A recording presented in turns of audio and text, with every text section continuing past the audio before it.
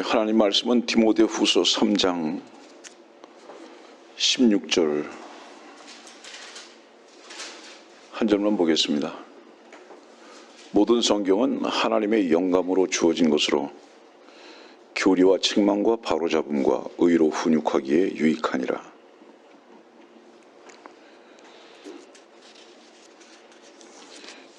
성경이 하나님의 영감으로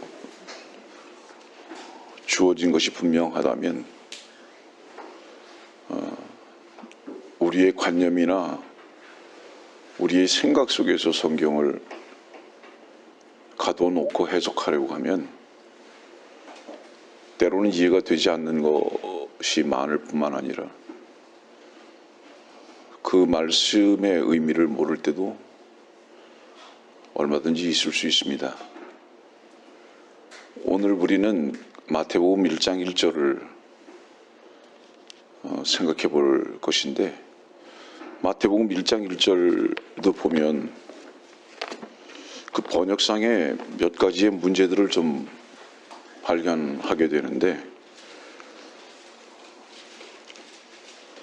우리가 지금 보고 있는 한글 킹제임스 성경은 이렇게 기록되어 있습니다. 다윗의 아들이요 아브라함의 아들인 예수 그리스도의 세대에 관한 책이라. 여러분들은 옛날에 개역 성경을 보면서 분명히 순서적으로 볼 때도 아브라함을 먼저 기록한 순서에 따라서 봤을 것입니다. 그래서 개역 성경은 아브라함과 다윗의 자손 예수 그리스도의 세계라 이렇게 했습니다. 그 세계라고 하는 것이 굉장히 애매한 번역입니다.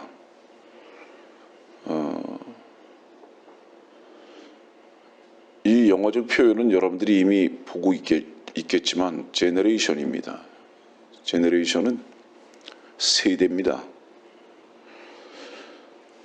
뿐만 아니라 그것보다 더 중요한 것은 뭐냐면 아브라함과 다윗의 자손이라고 얘기했습니다. 그런데 지금 여러분들이 보고 있는 성경은 다윗의 아들이요 아브라함의 아들인 예수 그리스도의 세대에 관한 책이라 이렇게 했습니다. 순서가 이름이 바뀌어 버렸어요.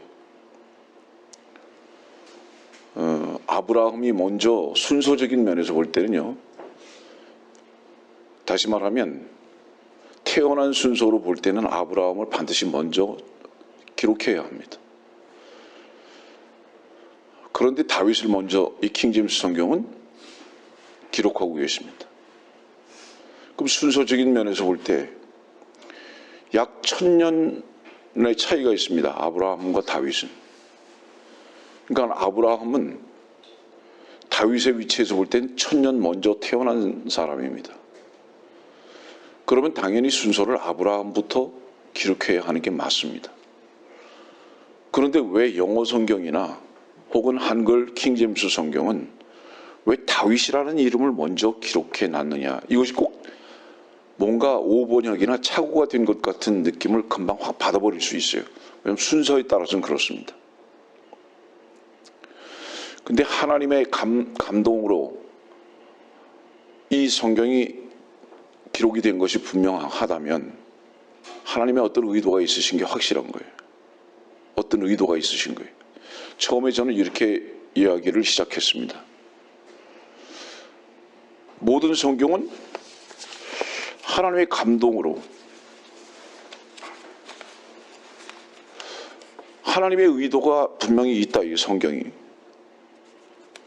분명히 하나님의 의도가 있는데 이 하나님의 의도를 모르게 된다면 사람의 관점에서 볼 때는 순서적인 면에서 볼 때 아브라함이 먼저인데 어떻게 다윗을 앞에 놓았는가 하는 것에 대해서 생각해 볼 수밖에 없죠. 이상하다고요.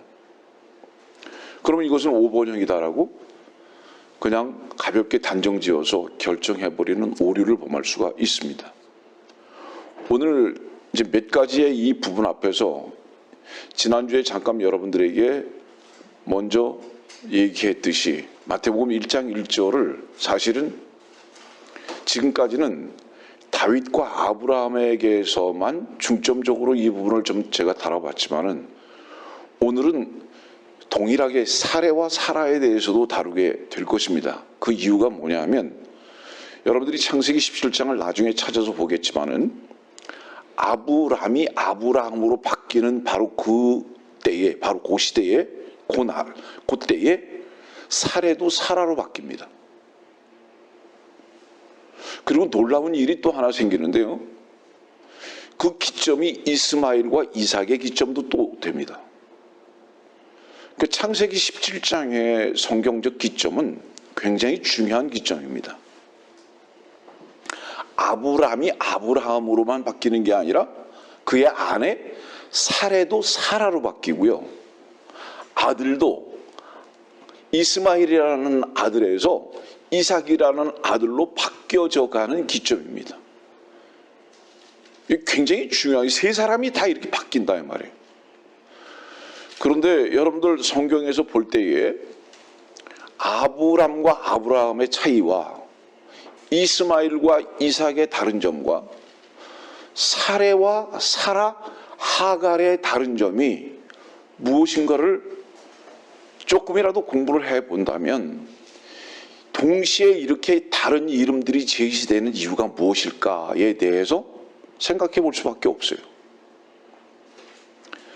그런데 공통적으로 이렇게 이름이 바뀌는 가장 중요한 이유 무엇일까요, 여러분들? 가장 중요한 이유는 피에 있습니다.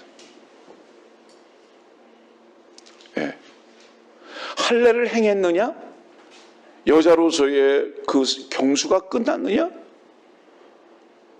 이 부분이 가장 중요한 부분입니다. 다시 말하면 피에 대한 부분이 하나의 기점인 거예요. 그렇기 때문에 창세기 17장은 매우 중요한 기점의 기록입니다. 다시 말하죠. 마태복음 1장 1절은 아브람을 기록하지 아니하고 아브라함을 기록했다는 것입니다. 굉장히 중요하게 생각해야 돼요, 이 부분을. 그러면 하나님께서 분명히 성경을 기록하신 것이 그분이신데, 그분의 감동으로 기록하신 게 분명하신데, 그러면 왜 순서를 이렇게 바꿔서 기록을 하셨을까? 왜 1000년이나 이렇게 그분이 착오가 있으셨는가? 아니면 서기관들이 마태복음 1장 1절에 바로 이 신약 성경에 바로 첫 절을 기록하면서 졸거나 술 취해서 이거 기록하는 것은 분명히 아닐 텐데 왜 이렇게 의도적으로 기록했는가라는 것을 먼저 좀 생각해 봐야 할 필요가 있는 거예요. 왜 이렇게 기록했을까? 하나님께서는요, 어떤 그분의 의도에 따라서 족보를, 순서를 바꾸는 경우는 사실은 마태복음의 족보와 누가복음의 족보가 다른 것으로 미루고 볼 때도 그분의 의도가 있고요. 그 다음에 한번 찾아봅시다. 창세기 한번 찾아보세요.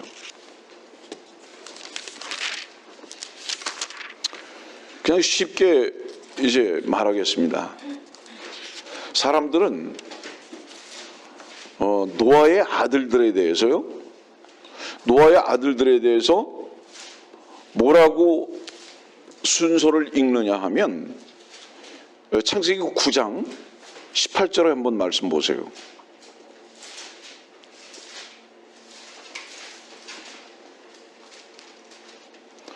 창세기 9장 18절입니다. 방주에서 나온 노아의 아들들은 셈과 함과 야펫인데, 그 순서를 셈과 함과 야펫인데 이렇게 순서를 기록해 놨어요. 그렇기 때문에 성경을 자세하게 관찰을 하지 않는 사람들은 이 기록을 보면서 뭐라고 생각하냐면 노아의 아들이 제일 큰 아들은 셈이구나, 이렇게 그냥 단정적으로 생각한단 말이죠. 그러나 먼저 여러분들에게 결론부터 이제 성경에서 찾아서 그 결론을 여러분들이 가르쳐 드리겠지만 제일 큰 형은 야펫입니다. 그 다음에 둘째가 함이고요. 막내가 셈이에요. 그럼 하나님께서는 왜 이렇게 순서를 셈과 함과 야펫으로 이렇게 어떤 면에서는 오번역을 왜 이렇게 해놓으셨을까요? 창세기 10장 1절 말씀 봅시다. 또 10장 1절도 그랬어요. 이것이 노아의 아들들 셈과 함과 야펫의 후대라. 여기 말씀도 보면 분명히 세 아들을 말하고 있는데 순서는 셈과 함과 야펫입니다. 그러니까 큰형이 셈이고 둘째가 함이고 셋째가 야펫이다. 이렇게 생각할 수밖에 없도록 기록해 놨습니다. 그러나 그 밑으로 한번 내려가 봅시다. 그 밑으로 가서 21절 한번 봅시다. 21절. 셈은 모든 에벨 자손의 조상이요 형 야펫의 동생이라. 명확하게 딱 이렇게 적시해 놓고 있습니다. 다시 말하면 셈이 장자가 아니다 이 말이에요. 야펫이 셈의 형이다 이 말이에요. 근데 이제 그 9장 그 밑에 가보면요. 그 9장 봅시다.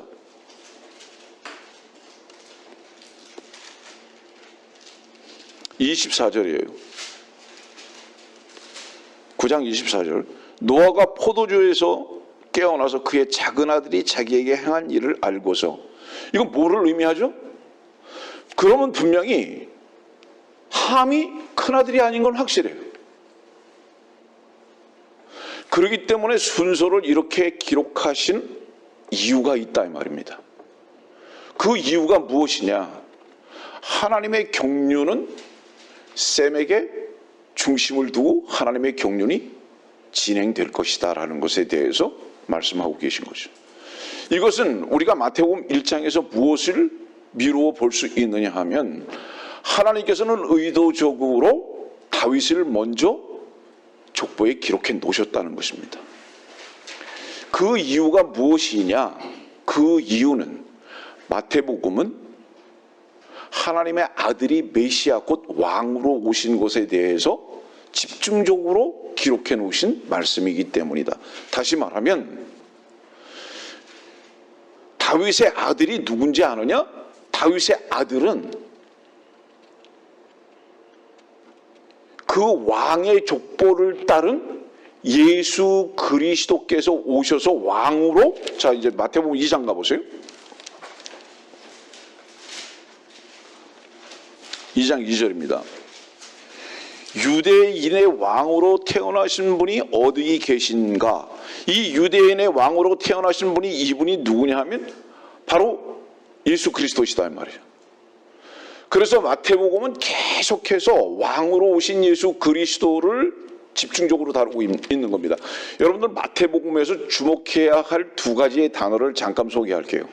그 하나의 단어는 무엇이냐면 천국이나 왕국이라는 단어입니다.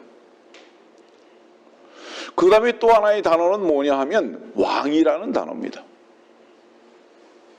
이 단어들은 누구를 중심으로만 기록되고 있냐면 예수 그리스도를 향해서만 기록되고 있습니다.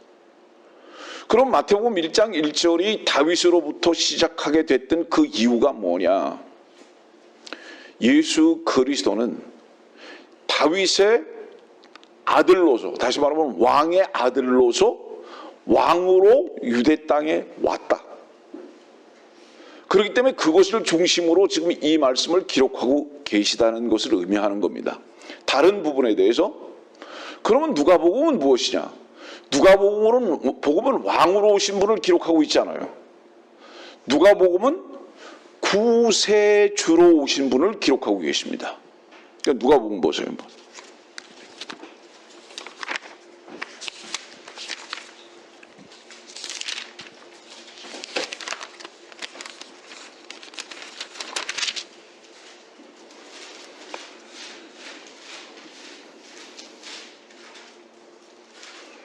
누가복음 2장 11절입니다.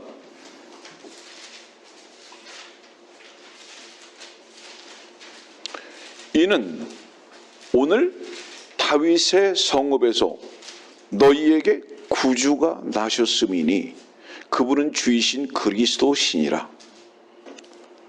그래서 누가복음은 그분이 구주가 나신 것을 기록하고 계셨다 이 말이에요. 그러나 여러분들 조금 아까 마태복음 2장은 봤죠? 마태복음 2장은 그분이 누구로 기록하고 있습니까? 왕으로 기록하고 있는 거예요. 근데 누가복음은 왕으로 기록하지 않냐고 구주로 기록하고 계시다 이 말이에요. 그러면 구주는 반드시 어떤 모습으로 와야 하느냐? 12절입니다. 그 구주를 설명하고 난 다음에 너희는 표적인데 너희는 포대기에 쌓여 구유에 누워있는 아기를 보리라. 양이죠.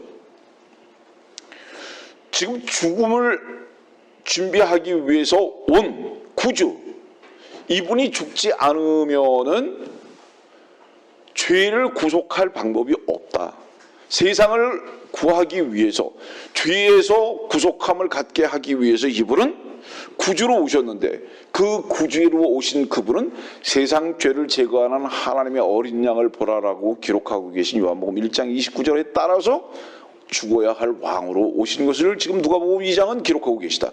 이것이 지금 마태복음과 누가복음의 기록의 의도의 차이점입니다. 이해하시겠습니까? 무슨 얘기인지? 하기 때문에 마태복음 1장 1절을 다윗으로 먼저 기록하신 이유는 분명히 성령의 의도가 있다. 무엇에 따라서? 경륜에 따라서. 이제 이것은 이제 차츰 설명을 해 나갈 것이고요. 그 다음에 그것만큼 또 중요한 것이 있습니다. 그것이 뭐냐 하면 여러분들이 가지고 있는 성경은 아들이요라고 기록했습니다. 근데 이 아들이요라는 이 기록이 다윗의 아들일 뿐만 아니라 아브라함의 아들이라고 얘기했습니다. 다윗은 아들이 솔로몬 하나뿐이 아니에요. 그러면 여기서 아들이요라고 단수로 표현했던 것은 분명히 왕권에 따른 대표성입니다. 왕권에 따른 대표성을 지금 의도적으로 말씀하시기 위해서 자손이라고 번역을 하지 않고 아들이라고 그랬어요. 물론 영어 성경 자체에서도 son이라고 표현되어 있습니다. 아들입니다. 그러나 이것이 더욱더 중요한 것은 무엇이냐 하면 어떤 자손들의 대표성을 가지고 있는 거예요. 자손이라고 하는 것은 손주도 있을 수 있고요. 자손이라고 하는 것은 그 밑에 다 있어요. 달라요. 그렇기 때문에 여기서 아들이라고 표현한 것은 뭐냐면 다윗의 왕권에 따른 대표성을 유일하게 너가 왕이 될 것이다라는 대표성에 따라서 아들이라고 기록하고 계십니다. 그 다음에 아브라함의 아들이라고 또 표현하고 있습니다. 여러분들 그 아브라함의 아들을 세 사람을 대표성으로 본다면 엘리에셀이 있고 이스마엘이 있고 이삭이 있습니다. 엘리에셀은 데리고 들어온 아들입니다. 이스마엘은 아브라함이 육신으로 낳은 아들입니다. 그 육신으로 낳았다는 것은 뭐를 얘기하죠? 그 피로 낳았단 말이에요. 그러나 이삭은 아브라함의 피에 의해서 낳은 아들이 아니라 약속의 아들이라고요. 그럼 약속의 아들이라는 것은 엘리에셀과 이스마엘과 이삭의 차이점은 뭡니까? 아까도 말씀드렸죠? 피를 의지하지 아니하고 피와 상관없는 하나님의 말씀에 의해서 태어난 아들, 곧 이삭이다. 대표성이에요. 그런데 이 이삭은 지난주에도 잠깐 얘기했지만은 누구와 아주 거의 흡사한 모양으로 왔느냐 하면 예수 그리스도의 그림자적인 흡사한 모양으로 온 것이 이삭이다 이 말이에요. 그래서 이삭 그러면 가장 아름답게 상징되어지는 것이 뭐냐 하면 창세기 22장에 대한 부분이란 말이에요. 그게 여호와 이레를 지난주에 여러분들에게 설교드렸고, 그 다음에 이삭의 가장 아름다운 모습은 무엇이었느냐 하면 아버지의 앞에서 죽음으로 순종한 자다 이 말이에요. 이삭은. 주님도 왜? 자, 마태복음 그 앞에 봅시다. 뭐라고 말씀하셨나? 1장 18절입니다. 이제 예수 그리스도의 탄생은 이러하니라. 그의 모친 마리아가 요셉과 정혼하였으나 동침하기 이전에 성령으로 잉태된 것이 그녀에게 나타났더라. 성령으로 잉태됐다. 20절도 보십시오. 끝에 그녀에게 잉태된 아기는 성령으로 된 것이라. 23절도 보십시오. 보라, 한 처녀가 잉태하여 한 아들을 낳으리니. 이 무슨 얘기죠? 전부 다 공통적으로 하는 말이 육신의 피에 따라서 이 아들이 온 것이 아니라 하나님의 말씀이신 성령에 따라서 온 아들이다. 지금 이걸 기록하고 계신 거죠. 그렇기 때문에 이것은 이삭의 한 참다운 모습으로 예수 그리스도께서 오신 거예요. 이삭은 뭐죠? 약속으로 온 것과 같이 예수님께서도 약속으로 오신 것이다. 육신의 피를 의지하고 오지 않았다. 오늘 여러분들에게 설명하고 가르쳐드려야 할 그 일들이 많으니까, 것들이 많으니까. 예를 들어서 여기 보면 1장 1절에 세대에 관한 책이라고 그랬습니다. 성경에서 이 세대라는 단어들은요, 여러 곳에서, 세대 자체라는 것은 여러 곳에서 번역되어 있어요. 뭐 예를 들어 독사의 세대들이라고 그러잖아요. 나중에 여러분들 찾아가보세요. 이 마태복음 12장 34절 같은 경우는 뭐 독사의 세대들도 나오고요. 그 다음에 뭐 삐뚤어진 세대라고 그렇게 나오고요. 신명기 같은 경우는 삐뚤어진 세대라고 그래요. 그 다음에 전도서 같은 건 뭐죠? 한 세대가 지나가고 이렇게 또 세대를 또 얘기해요. 그 마가복음 9장 같은 경우는 믿음이 없는 세대예요. 이렇게. 성경에서 이 세대라는 단어들은 여러 곳에 등장하긴 하지만은, 그러나 한 세대를 말하면서 족보를 기록해 놓은 곳은 단 성경에 두 곳입니다. 그 두 곳이 어디냐 하면은 마태복음 1장과 그 다음에 창세기 5장이에요. 단 두 곳 외에는 세대에 대해서 족보를 기록해 놓은 곳이 없어요. 그런데 놀랍게도요, 창세기 한번 5장 봅시다. 1절 말씀.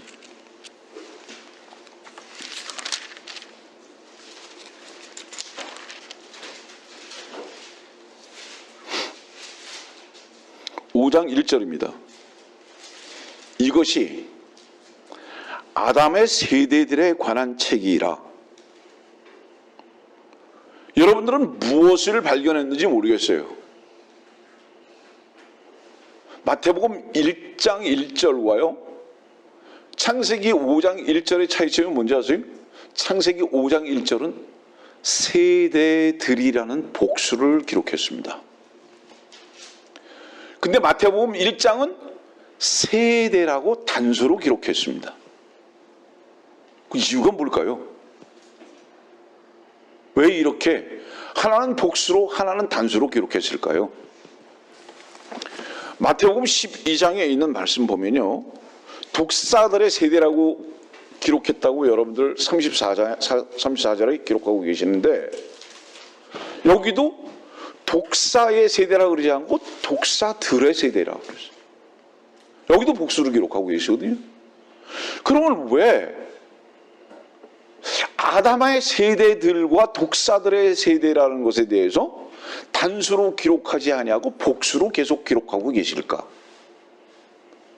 그 이유를 어디서 찾아야 할 것인가? 간단하게 설명드리겠습니다. 아담 안에 사는 자들은 각각입니다. 독립적이에요. 그리고 독립적일 뿐만 아니라 자기의 삶을 삽니다. 전부 다. 그러나 예수 그리스도 안에서의 삶은 단수적 삶입니다. 그리스도 안에서 사는 겁니다. 그러면 그래서 우리는 이렇게 고백하는 것이거든요. 나는 죽었고 이제 뭐예요? 우리는 내가 산 것이 아니요 그리스도께서 내 안에 사신 것이라. 그런데 놀랍게도 마태복음은 왕국을 지금 가리키고 있잖아요. 왕국을 가리키고 있는데도 왜 단수로 표현하고 계실까요? 이 전제가 무엇인지 아십니까? 왕국의 백성도 전제는 무엇인 줄 아느냐? 침례를 받아야 되는 거예요. 그렇죠. 그 침례를 받는다는 것은 무엇을 의미하죠? 나는 죽었습니다. 이 악한 독사의 세대는 끝났습니다 라는 것에 대한 선언적 선포를 침례를 통해서 받아야만 누구의 세대로 들어가는 거예요? 예수가 왕이시고 메시아가 된 그 세대로 들어가는 거예요. 그래서 마태복음 17장도 뭐라고 기록하고 계시느냐 하면 왕국을 말씀하시면서 예수 그리스도 외에는 보이지 아니에요. 아무도 보이지 않아요. 오직 그분 한 분만 계신 거예요. 실상 그렇다 이 말이에요. 그래서 왕국의 세대도 침례라는 것을 통해서 자기가 죽은 것을 고백하지 않으면 그 세대에 들어갈 수 없다. 이게 단수적인 세대라 이 말이에요. 그래서 왕국의 세대는. 그러면 전제는 무엇이냐? 단수가 된 세대, 왕의 세대, 그분이 머리가 된 세대로 들어가려면 반드시 전제가 무엇이라는 것입니까? 너 개인의 세대가 끝나야 된다 이 말이에요. 그럼 너 개인의 세대들은 무엇으로부터 시작된 것이지 아느냐? 아담이라는 사람으로부터 시작된 세대들이다 이 말이에요. 너라는 세대들. 그렇기 때문에 창세기 5장 1절의 세대를 단수로 표현하지 아니하고 세대들이라는 복수로 표현하신 것입니다. 그리고 마태복음 1장은 다윗과 아브라함의 아들에 대한 세대는 무조건 다윗의 아들의 세대도 죽어야 되고 아브라함의 믿음에 따른 세대도 또한 죽어야 하는 거다. 이 죽어야 한다는 것은 뭐를 전제로 한 것이죠? 피가 끝나야 되는 것이다 이 말이에요. 어떤 피입니까? 아담으로부터 유전받은 그 피가 끝나지 않으면 결코 단수의 세대이신 왕의 세대나 아브라함의 믿음의 세대로 들어갈 수 없다. 왜냐하면 그 모든 것은 하나를 말씀하고 계시기 때문입니다. 마태복음 1장 1절은. 그래서 보면은 여러분들 성경에 이런 말씀이 있잖아요. 우리 마태복음 26장 한번 볼까요? 마태복음 26장.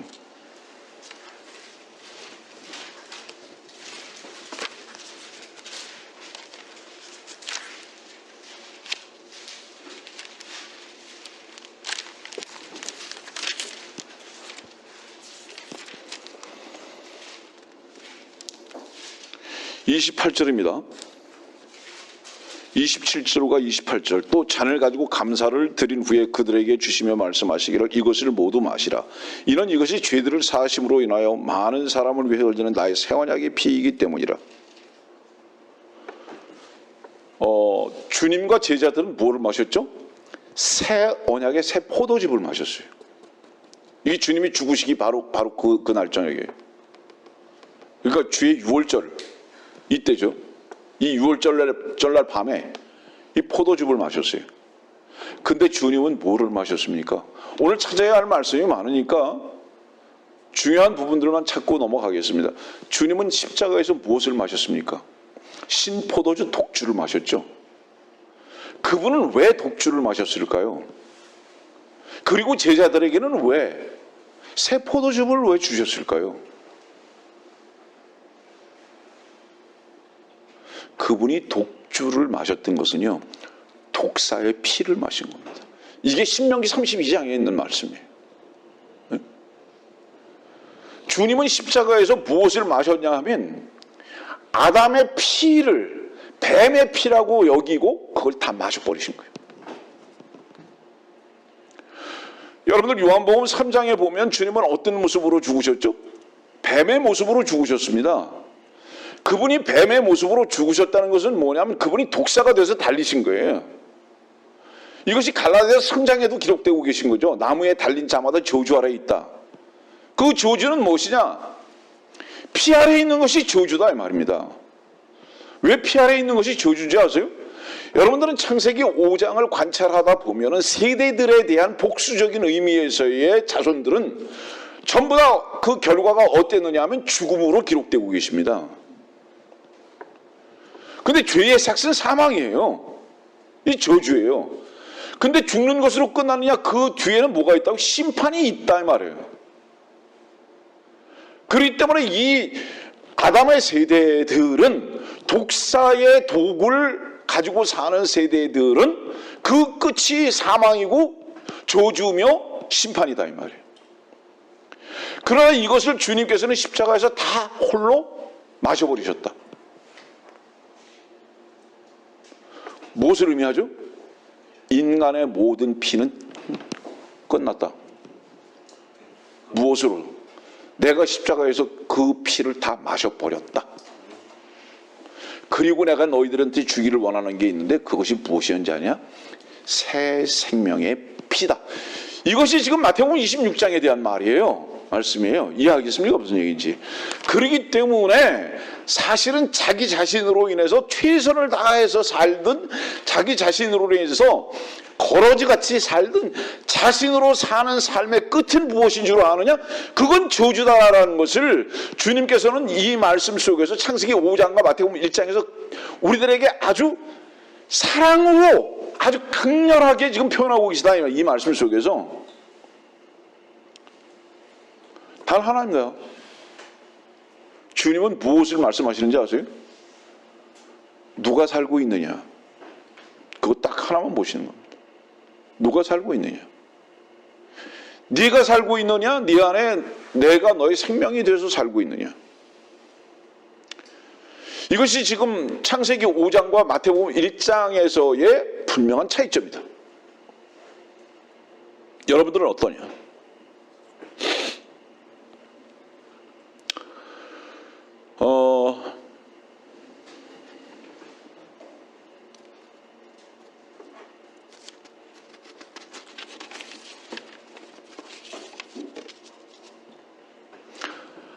마태복음 1장 1절이 아브람이 아니라 아브라함으로 기록된 이유가 무엇일까요?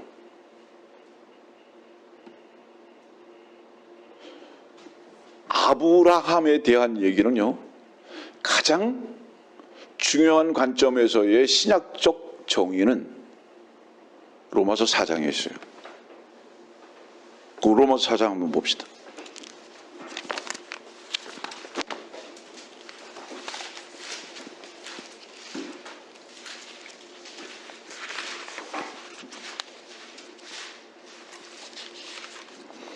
로마서 4장 1절입니다. 그러면 우리의 조상 아브라함이 육신에 관하여 무엇을 얻었다고 말할 수 있으리요? 만일 아브라함이 행위로서 의롭게 되었다면 그에게 자랑할 것이 있겠지만 하나님 앞에서는 없느니라. 성경이 무엇이라고 말하고 있느냐? 아브라함이 하나님을 믿었더니 그것이 그에게 의로 여겨졌느니라. 이제 일하는 사람에게는 그 보수가 은혜로 여겨지지 않고 빚으로 여겨지지만 행함이 없어도 불경건한 자를 의롭다 하시는 그분을 믿는 사람에게는 그의 믿음이 의로 여겨지느니라. 행함이 없어도 하나님께서 의롭다고 여기시는 사람의 복에 관하여 다윗도 말하였으니 말하기를 죄악들이 용서받고 죄들이 가려진 사람은 복이 있고 주께서 죄를 인정하지 아니하실 사람은 복이 있도다라고 하였느니라. 자, 여기서 여러분들이 한 가지 주목해 봐야 할 부분이 있습니다. 아브라함이 육신에 관하여 무엇을 얻었다고 말할 수 있으리요? 이 육신이 뭔지 아세요?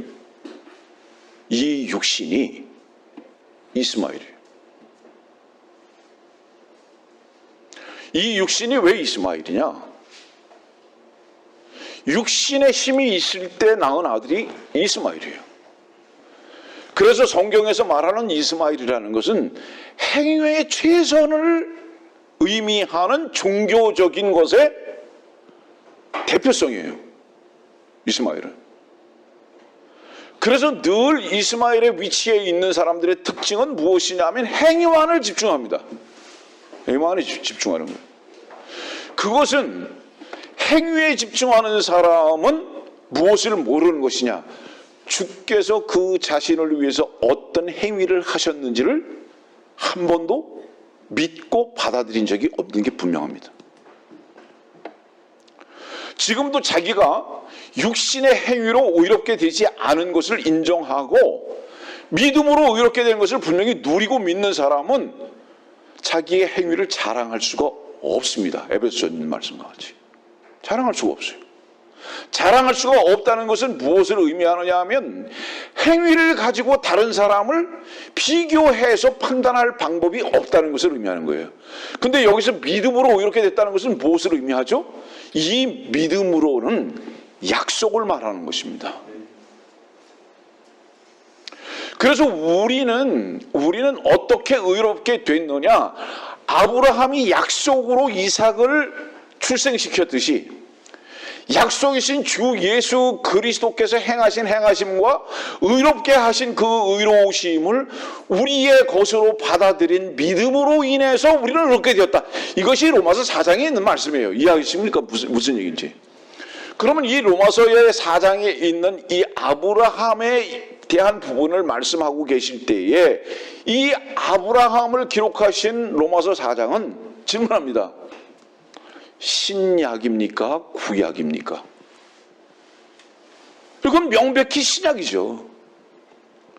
그러면 신약이라는 것을 여러분들에게 지금 이렇게 말씀을 드리는 이유가 무엇일까요? 신약은 구약이 끝나는 것과 동시에 신약이 시작되는 겁니다. 그렇잖아요. 그러면 구약은 무엇일까요? 네, 다시 봅시다. 마태복음 1장 1절. 다윗의 아들이요 아브라함의 아들인 예수 그리스도의 세대에 관한 책이라. 다윗의 아들은 왕으로 왔어요. 예수님께서 메시아 왕으로 왔다고, 유대인의 왕으로. 그런데 왕으로 왔을 때는 아직 구약이 아니에요. 아직 신약이 아니에요. 전환기예요. 그래서 마태복음은요, 구약도 신약도 아닌 전환기적인 책이에요. 전환기적인 책이다. 그러면 언제까지 그러면 전환기냐? 무엇에 대한 전환기죠? 신약이 실행되어지기 위해서 전환기를 지금 보내고 있는 겁니다. 이해하시겠습니까? 무슨 얘기지? 그럼 언제까지 전환기냐? 마태복음 26장에 그 부분에 대해서 이제 기록하고 계신 거예요. 마태복음 26장 봅시다.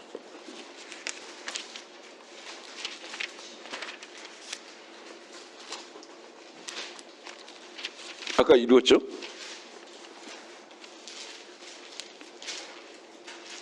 또 잔을 가지고 감사를 드린 후 27절입니다. 그들에게 주시며 말씀하시기를 이것을 모두 마시라. 이는 이것이 죄들을 사하심으로 인하여 많은 사람을 위해 흘리는 나의 새 언약의 피이기 때문이라. 여기 여러분들 알다시피 영어 성경에는 New Testament라고 기록되어 있습니다. 새 언약, 신약입니다. 그러면 이 신약은 무엇으로부터 이 신약이 시작한다는 겁니까? 주님이 죽으셔서 피를 흘리셔야만 이 신약이 시작된다는 것을 말하죠.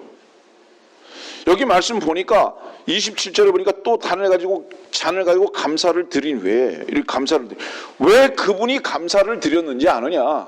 주님께서 왜 감사를 드렸는지 아느냐? 자 보세요. 우리가 주님께 왜 감사하는지 아세요? 그분께서 우리들에게 어떤 것을 주시기 때문에 감사하는 것이 아니고요. 주의 보혈입니다. 근거는. 주의 생명 안에서 사는 삶이 무엇인 줄을 체험적으로 아는 사람은요. 항상 감사해야 하라는 말씀의 의미가 뭔지를 압니다. 주의 보혈 안에서 사는 사람들은요. 감사와 기쁨이 있을 수밖에 없는 이유가 뭐냐면 그 보혈의 능력은 죄와 세상을 이기는 능력이기 때문인데요. 그 이기는 능력이라는 것은 뭐냐면 어떤 상황과 형편도 묶이게 하지 아니하고 자유롭게 하는 능력이라 이 말이에요. 그 자유롭게 한다는 것은 종에서부터 자유함을 얻어서 어떤 종에서부터? 세상과 자기 자신의 종에서부터 자유함을 얻어서 형편과 상황에 묶이지 아니하고 주님께 찬송할 수 있는 근거가 된다는 얘기예요. 무엇이? 보혈이. 그래서 여기 말씀 보면 이것을 모두 마시라. 이건 뭐를 의미하죠? 조금도 흘려줘서는 안 된다. 모두 마시라. 주의 생명의 보혈은 이만큼 고귀하다. 그렇기 때문에 내가 너희들에게 이 잔을 주면서 감사할 수밖에 없는 이유가 뭔지 아느냐? 이것이 너희의 기쁨의 유일한 이유일 것이기 때문이다. 여태까지는 저주의 삶을 살았다. 어떤 저주의 삶? 너희의 피에 근거하고 의지하는 열심과 최선 외에는 없었다. 그 열심과 최선은 무엇을 대체하는 것이었는지 아느냐?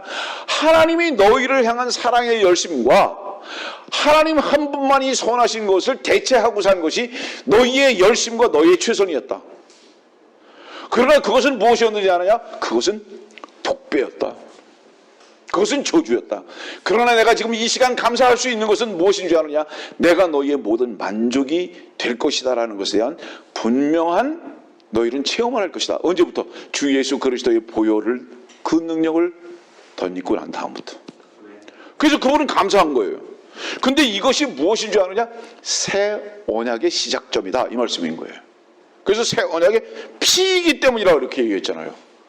그 무엇을 준 거예요, 주님께서? 새 언약의 피를 제자들에게 먹으라고 준 거다. 다른 곳으로 갑시다. 마태복음 27장입니다.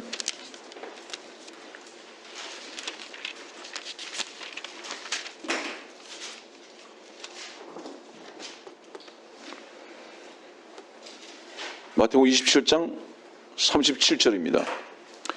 이 사실은 마태복음 1장에 있는 1절에 있는 이 말씀을 옛날 샌프란시스코 때부터 제가 한 두세 차례 전했는데요. 오늘은 다른 측면에서 이 조명을 하고 있다는 것들도 여러분들이 아마 아시게 될 건데요. 37절 말씀 보니까 주의 머리 위에 이 사람은 유대인의 왕 예수라고 쓴 죄명을 붙였더라. 자, 질문합니다. 이분은 아까 마태복음 2장이 무엇으로 왔죠? 유대인의 왕으로 왔죠. 그렇죠? 그리고 마태복음 1장을 보니까 이분은 누구죠? 다윗의 아들로 왔죠. 다시 말하면 왕의 아들로 왔잖아요.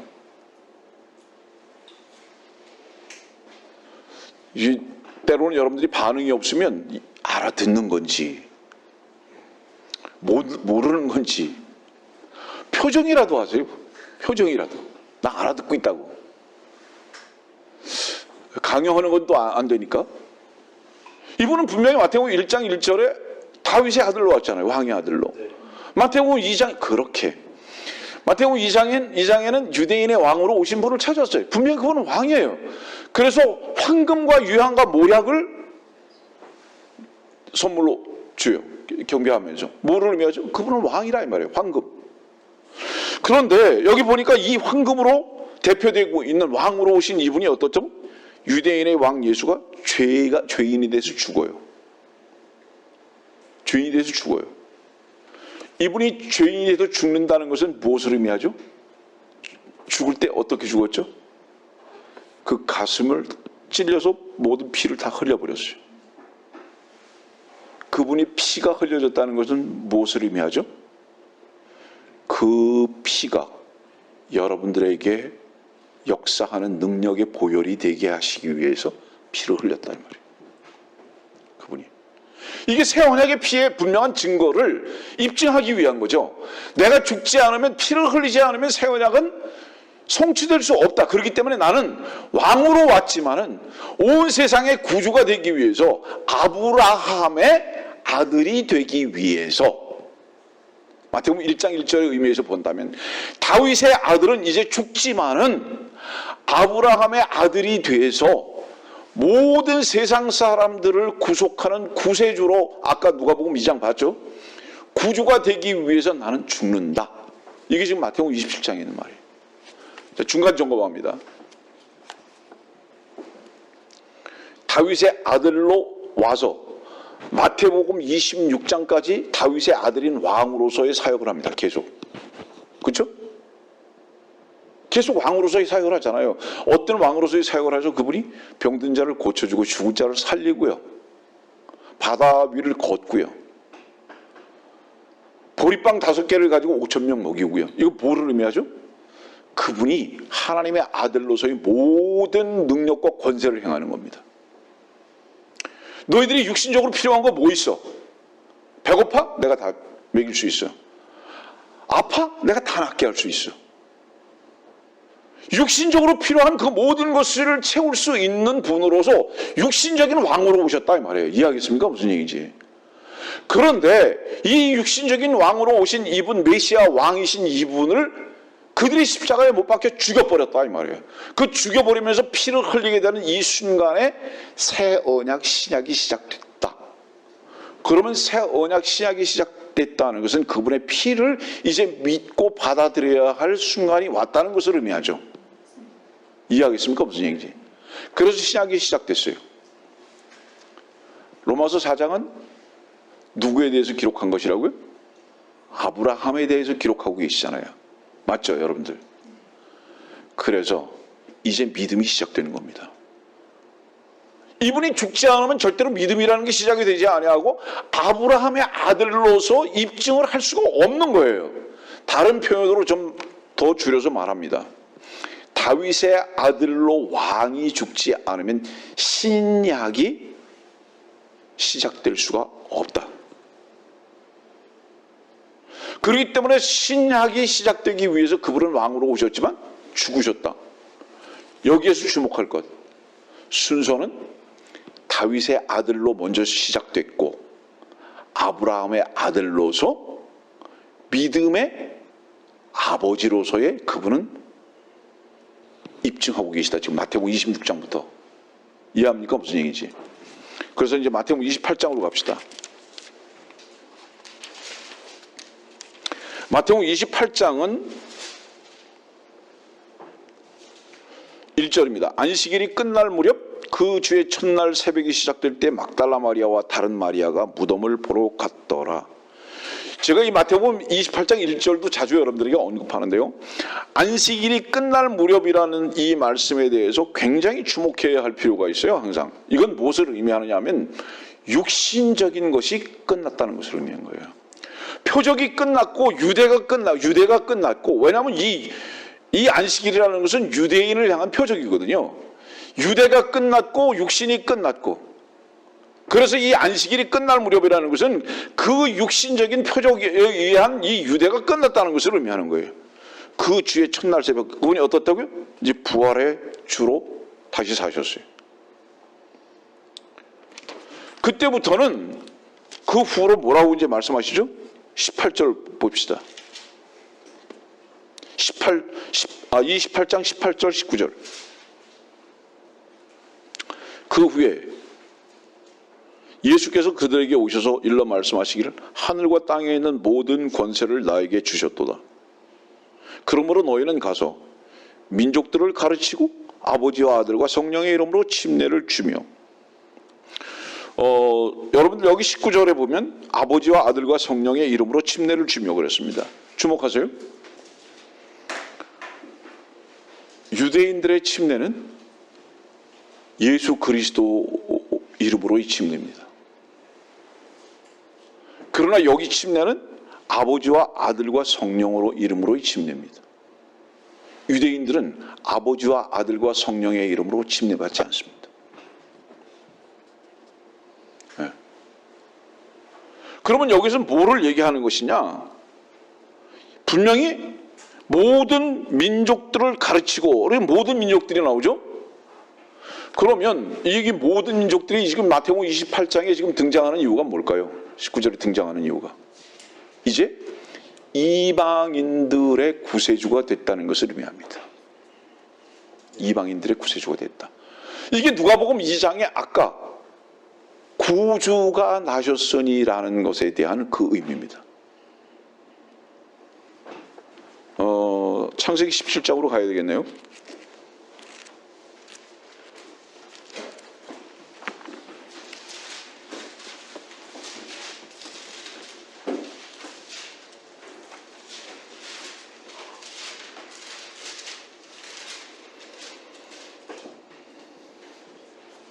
창세기 17장, 16장 16절 보고요. 하갈이 아브라함에게 이스마엘을 낳았을 때 아브라함은 86세였더라. 아브라함이 99세였을 때 주께서 아브라함에게 나타나셔서 그에게 말씀하시기를 나는 전능한 하나님이라 내 앞에서 행하라. 그리고 너는 완전하라. 그리고 이제 5절 보세요. 내 이름을 더 이상 아브라함이라 부르지 않고 내 이름을 아브라함이라 하리니 이는 내가 너를 많은 민족들의 아비가 되게 하였음이라. 이름이 바뀐 이유가 목적은 무엇인 줄 아느냐? 더 이상 너는 유대 민족의 아비만으로서 끝나면 안 된다. 이 이름을 바꾸는 목적 자체가 첫째, 유대인의 아버지만 조상만 되면 안 된다. 너는 이제는 뭐예요? 많은 민족의 아버지가 돼야 된다. 이방인들의 아버지도 돼야 된다는 얘기죠. 그 이유 때문에 이름을 바꿔야 하는 거다 이 말이죠. 그런데 이 이름을 바꾸려면 한 가지 조건이 있다. 그게 무엇인지 아느냐? 너가 죽어야 돼 이 말이에요. 그 죽어야 된다는 게 뭐죠? 할례를 행하는 겁니다. 그 밑에 보세요. 10절 말씀 봅시다. 17장 10절. 이것이 나와 너희와 네 뒤에 올 네 씨 사이에 맺은 너희가 지켜야 할 나의 언약이니 너희 가운데 모든 사내 아이는 다 할례를 받을지니라. 너희는 너희의 포피의 살을 베어내라. 이것이 나와 너희 사이에 언약의 표가 되리라. 할례를 받아야 된대요. 표를. 그러면서 여기 다른 13절 말씀 봅시다. 내 언약이 영원한 언약이 되어 너희 살에 있을 것이라. 할례를 받지 아니한 사내 아이 곧 그의 포피의 살을 베어내지 아니한 자는 그의 백성 중에서 끊어지리니 그가 내 언약을 위반하였음이라 하시더라. 15절. 또 하나님께서 아브라함에게 말씀하시기를 네 아내 사라의 이름을 사레라 부르지 말지니 사라가 그의 이름이 되리라. 자, 순서가 뭐죠? 순서가 아브라함이 되는 것이 먼저고요. 그 다음에 거기에 따라서 사라가 되는 겁니다. 순서가. 근데 이 사라도 어떤지 아세요? 그 밑으로 봅시다.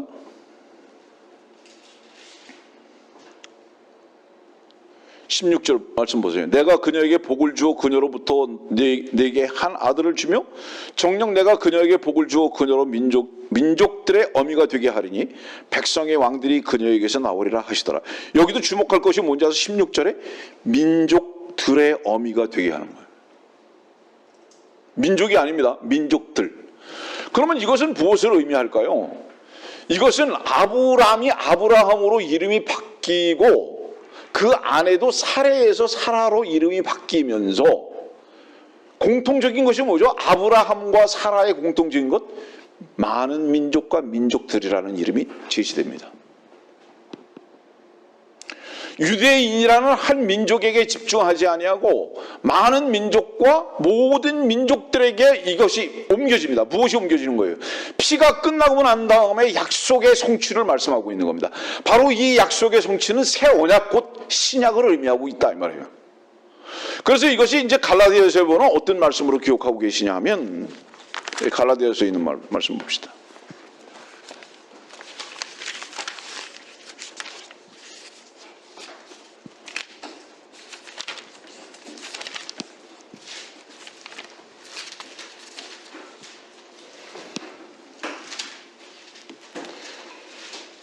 (21절) 이후로 보겠습니다. 율법 아래 있고자 하는 너희는 내게 말하라. 너희가 율법을 듣지 못하였느냐? 기록되기를 아브라함에게 두 아들이 있었는데 하나는 여종에게서 낳고 하나는 자유로운 여자에게서 낳았다고 하였느니라.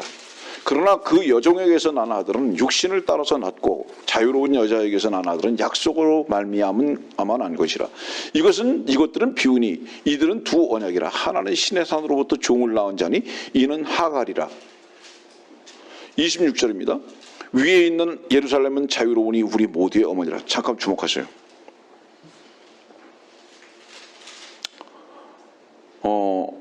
아브라함에게 두 아들이 있었어요. 하나는 여종에게서 낳습니다. 주목. 누구죠? 이름이? 이스마엘입니다. 이스마엘도 육신으로는 유대인이에요. 그러나 그러나 이스마엘 그러면 아까도 무엇을 대표한다고 그랬죠? 종교입니다. 종교예요. 그런데 사라에게서 낳은 아들은 뭐죠? 자유로운 여자에게서 낳았는데 이것은 육신을 따라서 낳은 것이 아니라 약속으로 말미암아 난 것이라. 하나는 유대인이라는 육신에 따라 난 자들의 아들을 말해요. 아브라함의 아들이. 또 하나는 뭐죠? 믿음으로 약속으로 말미암아 난 우리들입니다. 이게 두 아들 중에 우리는 다른 아들이에요. 여기서 지금 우리는 뭘 보죠? 사레와 사라를 봅니다. 사레는 아브람이라는 이름으로 있을 때 낳은 아들이 이스마엘인데 이것은 무엇을 의미하느냐? 육신의 최선입니다. 자유감이 뭔지 몰라요. 이건 종이에요. 왜 이것이 종일까요? 다른 부분을 잠깐 여러분들에게 조명합니다. 여러분들이 왜 힘든 줄 아세요? 무엇에 묶여 있어요, 지금? 무엇의 종의 위치에 있단 말이에요. 그것이 물질의 종이든지, 육신의 어떤 명예의 종이든지, 사실은 가장 중요한 것은 자기 자신의 종이에요. 자기를 세워나가기 위해서 종으로 산다 이 말이야. 자기를 세워나가기 위해서. 이것은 그 본질이 무엇이냐? 육신의 피다 이 말이에요. 그렇기 때문에 왜 힘들다고 한숨 소리를 내고 왜 힘들다 죽겠다 왜 하느냐? 자기로 살기 때문이다. 이유는 단 하나다 이 말이야. 자기 자신으로 살기 때문에. 어떤 형편이나 다른 어떤 사람 때문이 아니라 자기로 살아야 하는 그 몸부림 때문에 힘들고 있다 이 말이에요. 그러면 그리스도의 생명으로 사는 자들의 그 삶은 무엇이냐? 약속으로 말미암는 삶을 살기 때문에, 다른 표현은 뭐죠? 믿음으로의 삶이기 때문에 자유롭게 산다 이 말이에요. 좀 쉬운 표현으로 좀 다른 것을 좀 얘기하겠습니다. 저는 오늘 조끼 입고 나왔어요. 이 마우라하고 나와서 이렇게. 다시 말합니다. 어떤 면에서는 제가 의도적인 것도 있어요.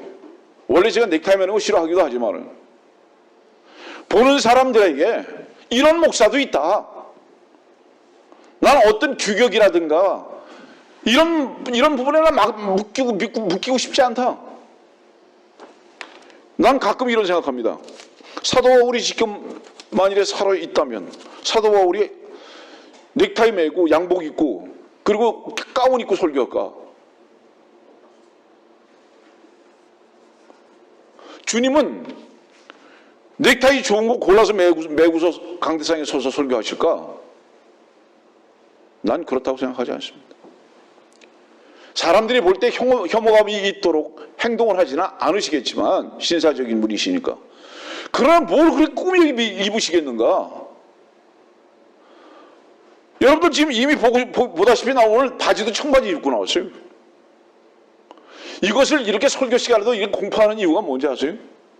사람은 너무 묶여있는 데가 많아요.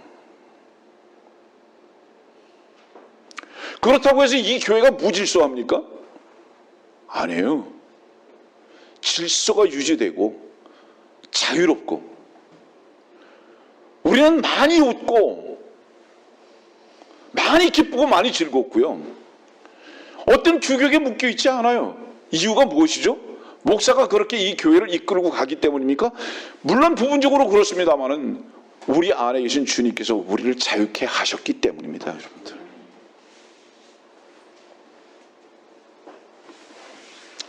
그래서 우리는 하나님의 말씀 언약 하나 외에는 우리의 권위도 없고 우리의 즐거움도 감사도 없다는 것을 이미 체험하고 있기 때문이라는 거예요. 너무 귀한 거죠. 오늘 이렇게 말씀을 여러분들에게 드리는 이유가 뭐죠? 하나님의 격려는 분명히 어떤 의도가 있으셔서 족보도 바꿔놓으셨는데 개역성경은 그렇다고 하고요. 흠정역은 같은 킹제임스인데 분명히 같은 영어를 가지고 번역했는데 왜 아들을 자손이라고 번역했죠?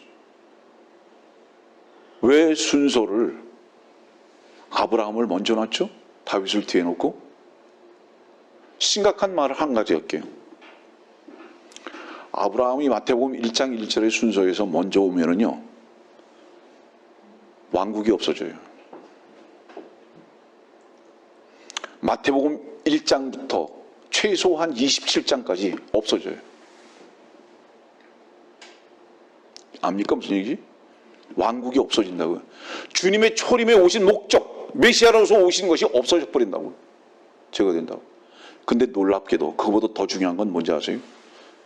주님의 초림, 왕으로 오신 메시아로 오신 것만 없어지는 것이 아니라 왕이 죽지 않았기 때문에 피 흘릴 일도 없어요. 그렇기 때문에 아브라함이라는 믿음의 약속도 성취될 수가 없어요. 순서적으로 마태복음이 먼저고 누가복음이 나중인 이유도 무엇인 줄 아느냐? 왕국이 먼저 메시아로서 왕으로서 먼저 오시고 그분이 죽으셔야만 구세주가 되시는 것을 기록하고 계신 거예요. 이것을 순서적으로 왜 이렇게 바꿔놨는가? 어떤 의도가 있는가? 하나님은 분명히 어떤 목적이 있으시다 이 말이에요. 사람들은 이렇게 얘기합니다. 아니 마태복음 16장에 분명히 교회라는 것이 제시되고 있는데 왜 그러냐고. 마태복음 16장에 교회라는 단어가 제시되는 것은 미래 시제로 제시된 거예요. 여러분들 마태복음 16장 보세요.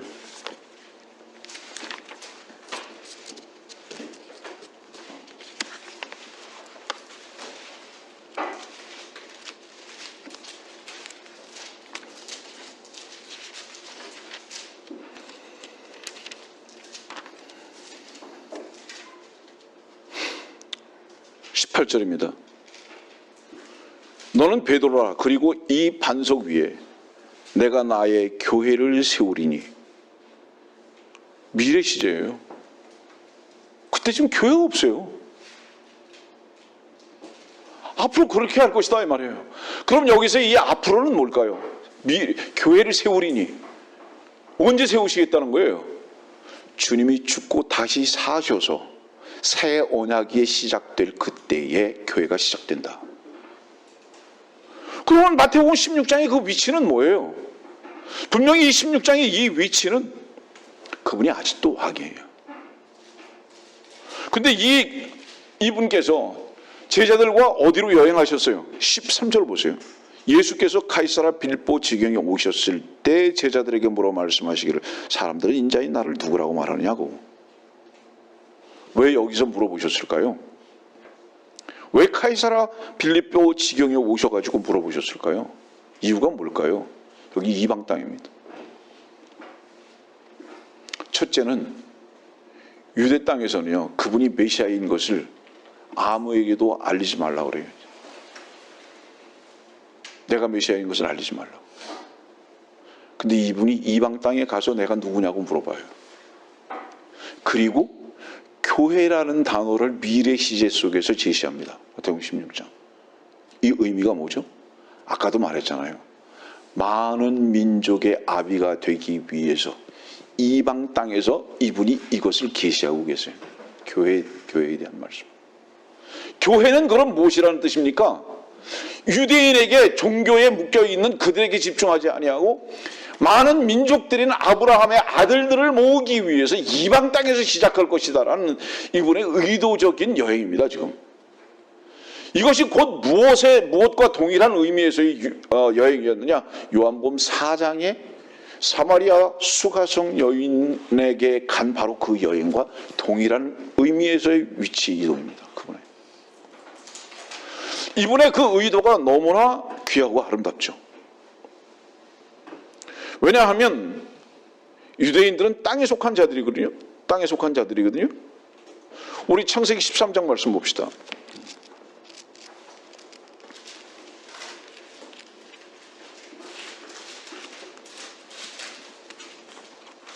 창세기 13장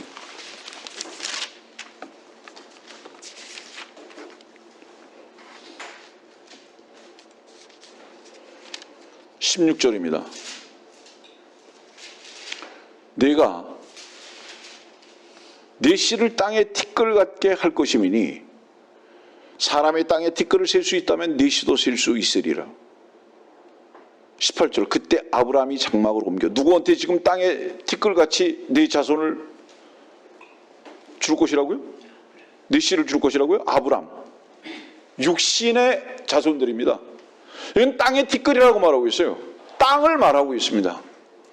그 다음에 다른 곳을 한번 가보세요. 창세기 15장이죠.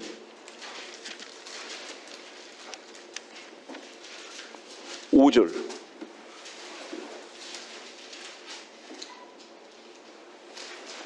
그를 밖으로 데리고 나가 말씀하시기를 이제 하늘을 쳐다보고 별들을 셀 수 있다면 그 별들을 세어보아라.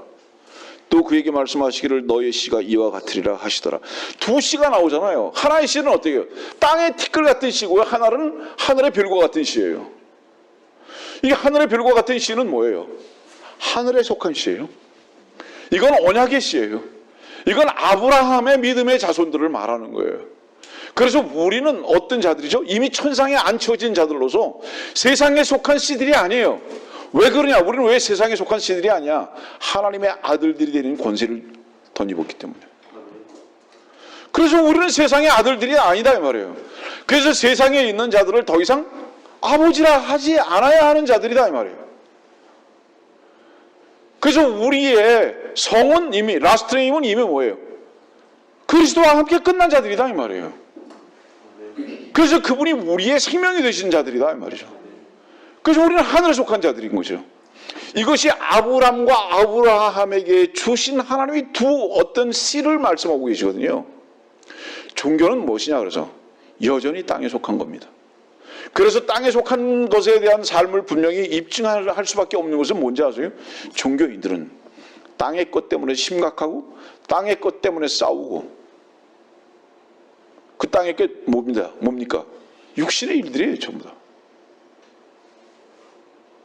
그래서 예배당에 와가지고 성도로서의 삶이 완전한 삶이 거룩한 삶이 뭔지를 모르니까 세상 것만 구할 수밖에 없는 거예요. 왜? 땅에 속했기 때문에. 그러나 하늘에 속한 자들은 어떻죠? 하늘의 복이 무엇인지를 아는 자들이기 때문에 소망을 가지고 사는 거죠. 우리가 갈 곳이죠.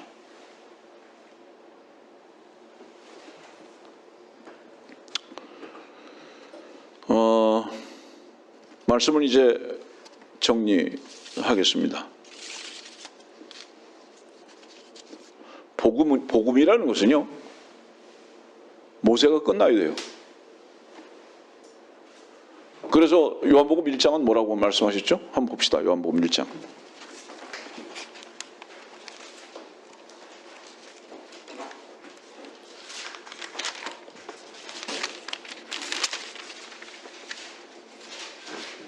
(17절입니다)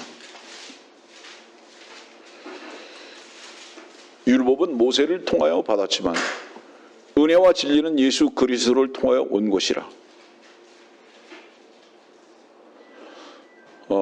율법이 끝난 것은요, 새 언약이 시작돼야만 율법이 끝나는 거예요. 마태복음 26장에 새 언약이라는 단어 아까 여러분들 보셨죠? 그 전까지는 그러면 어떤 상황입니까? 아직 율법 아래에 있습니다. 새 언약 아니에요. 복이 뭔지 몰라요.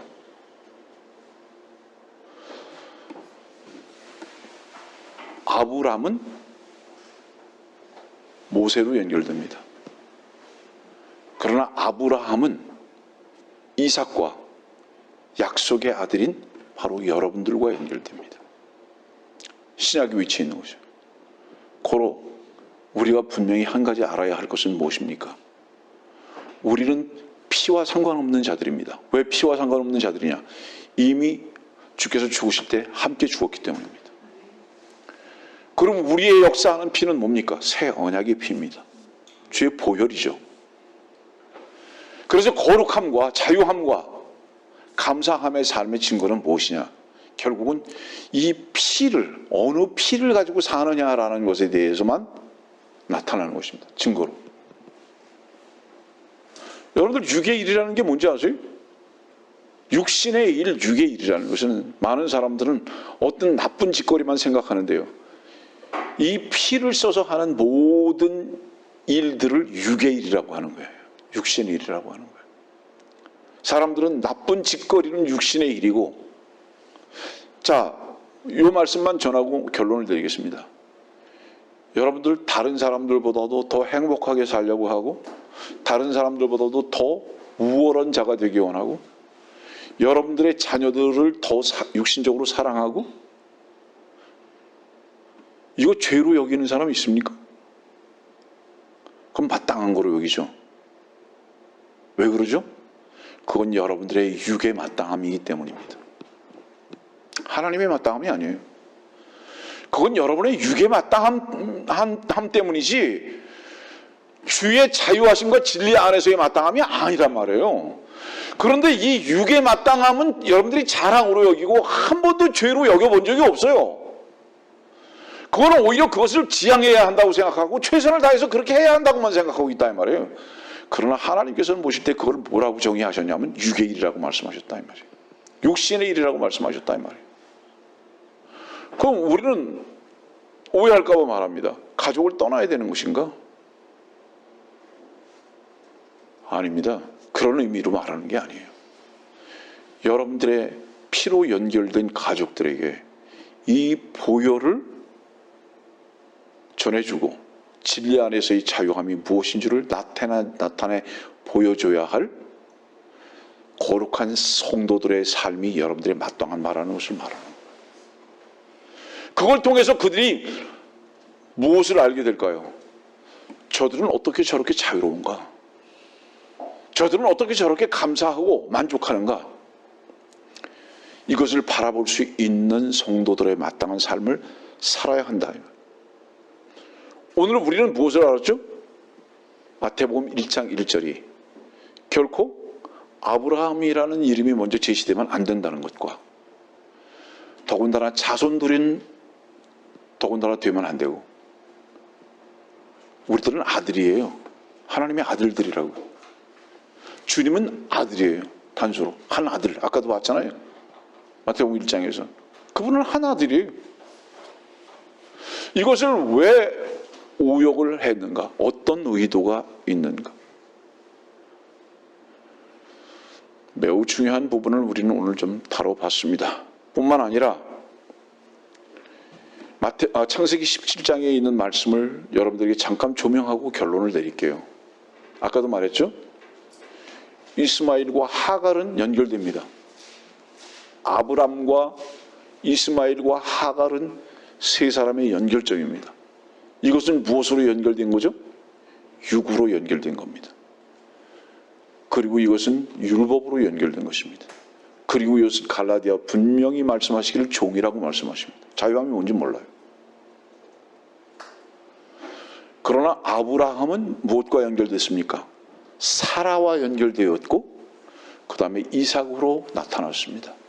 이것은 전제가 무엇이었죠? 그 피가 끝나야 됩니다. 이것이 신약이 끝나지 아니하면 새 언약이신 주 예수 그리스도께서 구세주가 되시고 부활의 주가 되시는 것을 약속으로 말미암아 누릴 수 없다는 것을 입증하고 계시다. 고로 순서는 아브라함은